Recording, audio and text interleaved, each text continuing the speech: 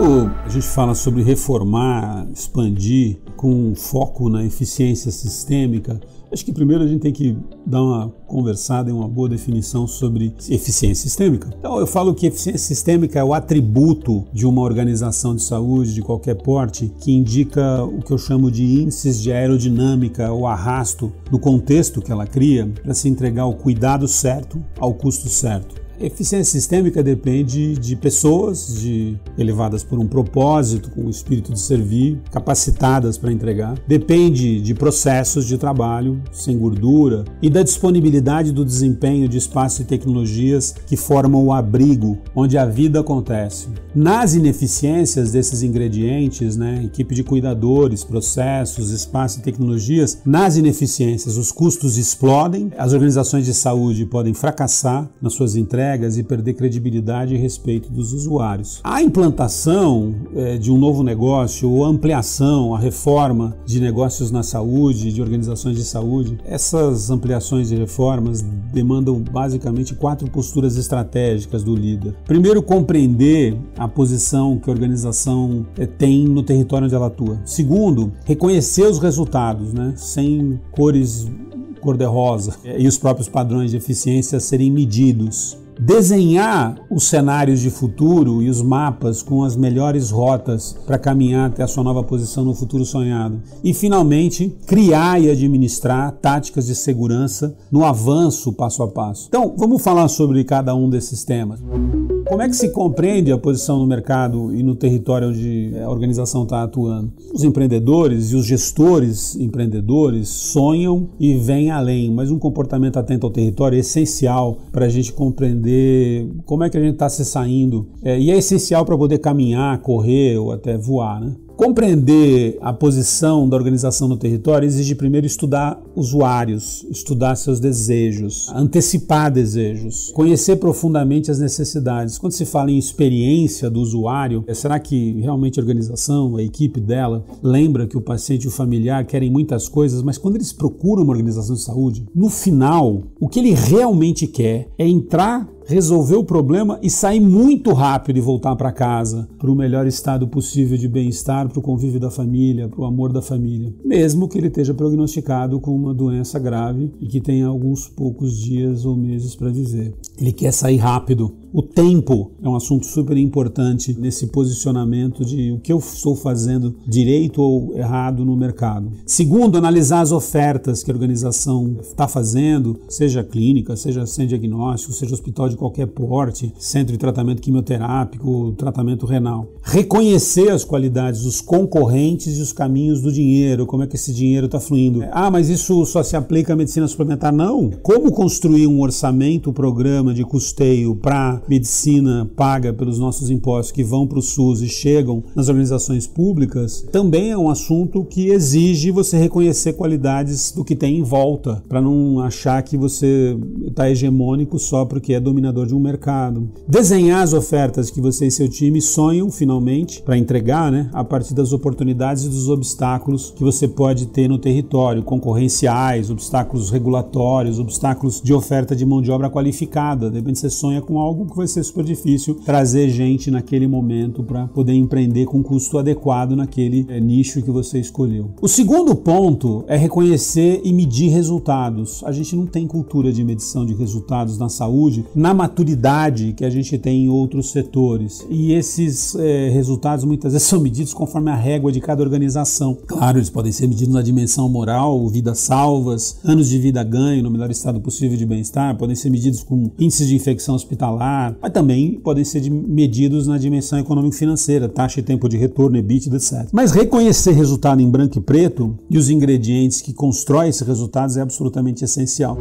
Agora, os resultados são, obviamente, o processo final e a entrega final de vários ingredientes. E aí, quando você está falando sobre ingredientes, eu criei os resultados com eficiência sistêmica, eu criei uma palavra, parece um biscoito napolitano, chamado Peprocult. Pessoas, processos, os cubos componentes do edifício que compõem o ambiente e as tecnologias. Qualquer líder sábio de uma organização de saúde vai plantar um pé de pessoas que possam ter as capacidades técnicas e o espírito de servir para fazer a entrega. E como ninguém administra pessoas, como dizia um grande guru que eu tenho, Dr. Aloysio de Faria, no máximo você administra combinados. Então, um pé de pessoas. O PRO é de processos, então você chega a resultados através de processos bem desenhados, desengordurados, as famosas tecnologias Lean da indústria que chegaram na saúde já faz aí uns 10, 15 anos. E esses processos estão em tudo, como nós todos sabemos. Os cubos componentes do prédio são cubos que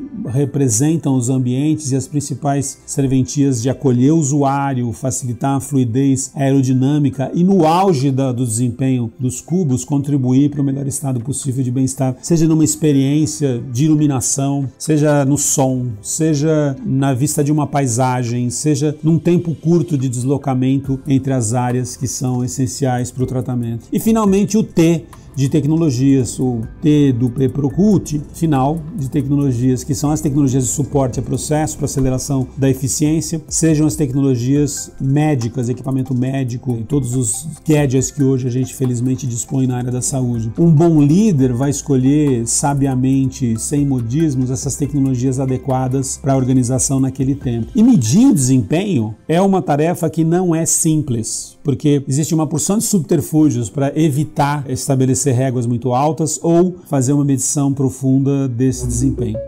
Outro passo, que é a partir de eu reconhecer minha posição, reconhecer meus indicadores, é desenhar cenários de futuro sonhado com os pés no chão e com mapas seguros. Desenhar cenários, eu volto a dizer, exige desapego por parte do criador de cenário. Quando a gente enfrenta a visualização dos cenários do futuro, duas coisas acontecem. É muito difícil, por causa da formação dos designers, mostrar a vida em movimento no layout. E desenhar o futuro exige que a gente perceba a vida em movimento nos layouts. Isso não é comum nas linguagens de demonstração de projetos hoje em dia. E os planos diretores, que eu sempre falo que eles estão obsoletos e mortos e estão sendo substituídos por outros instrumentos, esses planos diretores eles não mostram vida em movimento, muito menos os próprios detalhamentos de projeto. Mas então, o que pôr no lugar? Plano diretor tem um foco em espaço, quando muito em espaço e em tecnologia. Mas quando a gente fala sobre reforma, sobre ampliações, é uma transformação dos ativos, né? Prédio, mobiliário, equipamentos, etc. Reformas dependem, em geral, de investimentos que não são nada pequenos e ampliações muito menos. É um desperdício desconectar as propostas de mudanças do edifício das propostas de mudanças de processos, das propostas de mudanças da capacitação nos programas de capacitação de pessoas para entregar melhor, com o custo certo. É um desperdício fazer essas transformações sem olhar processos e tecnologias que vão eventualmente acelerar essa eficiência sistêmica. E é por isso que eu falo que o plano diretor está obsoleto, porque ele está sendo substituído por um instrumento novo que eu apelido de design do futuro, que é a conexão. É um plano de mudanças interconectadas dos ingredientes dessa eficiência sistêmica. Eu defino diretrizes para mudanças não mais só de espaço, como no plano diretor, mas de cada um dos demais ingredientes interconectadamente. Vamos olhar o que posso fazer de processos novos no futuro sonhado, num novo cenário. Vamos olhar quais tecnologias podem acelerar a eficiência desses processos. Vamos ver que programas de capacitação a gente pode fazer para que esse futuro sonhado possa ser atingido não só com as mudanças do prédio.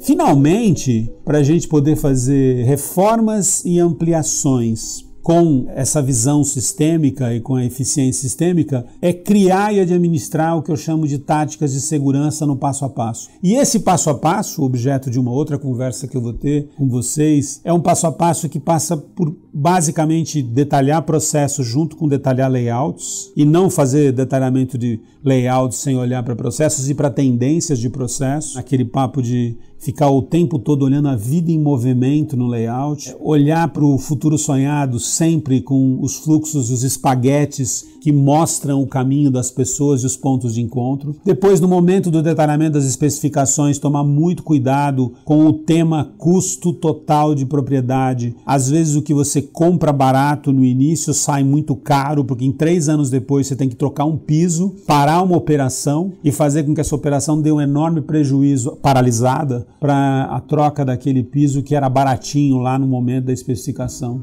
Depois, no momento da escolha da contratação da construtora, com métodos de engenharia simultânea, onde a gente evita que a construtora receba todo o projeto e depois vai fazer uma proposta de mudança do projeto, jogando dinheiro fora do investidor. Essa engenharia simultânea é um processo onde a construtora participa das críticas ao projeto durante o desenvolvimento e vai fornecendo camadas mais e mais detalhadas de preço conforme o projeto avança. Finalmente, na compra dos ativos, na coordenação da convivência da implantação desses ativos e equipamentos médicos com a construtora, no detalhamento final da estrutura organizacional e na gestão de licenças. Essa gestão do passo a passo para reformar, para construir, para ampliar, essa gestão ela é um dos temas mais importantes para se eliminar desperdícios e para aumentar a assertividade e a clareza da informação sobre quanto aquilo vai custar. Os desperdícios nascem da dificuldade da gestão dessa cadeia de eventos, dessa esteira de produção, do momento em que se concebe o futuro sonhado, a hora que ele está implantado, atingir padrões de eficiência sistêmica e mudar para melhor o patamar de prosperidade dos investidores, públicos ou privados, né? E a prosperidade na área pública é uma prosperidade atingida por o orçamento está sendo cumprido, tenho mais dinheiro para a saúde. Quando você fala sobre gerir essa esteira de produção para chegar na boa reforma, na boa ampliação, você está eliminando gorduras e desperdícios que nascem da falta de gestão desses detalhes.